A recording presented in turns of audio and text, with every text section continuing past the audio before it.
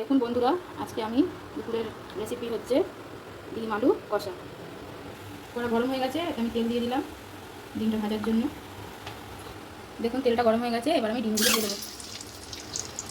ডিমের মধ্যে দিয়ে দেবো অল্প করে হলুদ, এবার দেবো অল্প করে লবণ দিয়ে ভালো করে ডিমটা আমি ভেজে নিই। হয়ে গেছে।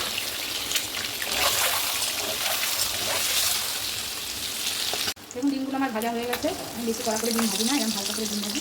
এবার আমি ডিমগুলো উঠিয়ে নেবো।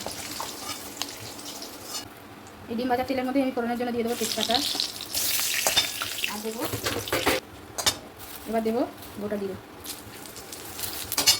আমি ব্লেন্ডারের মধ্যে আদা রসুন পেঁয়াজ আর কাঁচা লঙ্কা পেস্ট করে নিয়েছি। এই তেলের মধ্যে মশলাটা কষিয়ে নেব।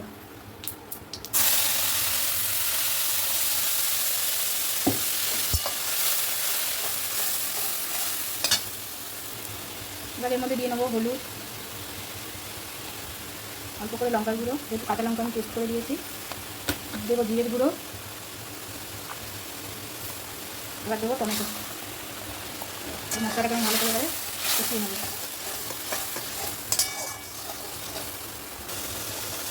এবার দেবো লবণ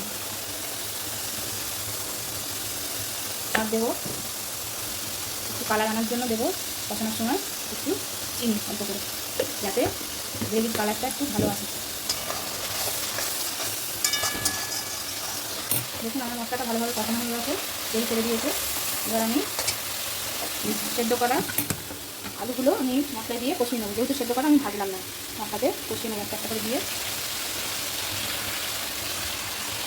দেখুন আমি আলুগুলো দিয়ে নিয়েছি, এবার মশলার সাথে এটাকে ভালো করে কষিয়ে নেব।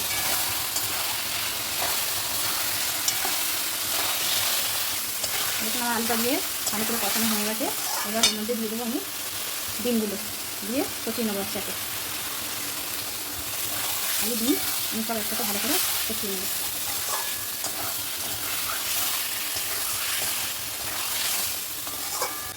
দেখুন বন্ধুরা, আমার আলু ডিম ভালো করে কষানো হয়ে গেছে।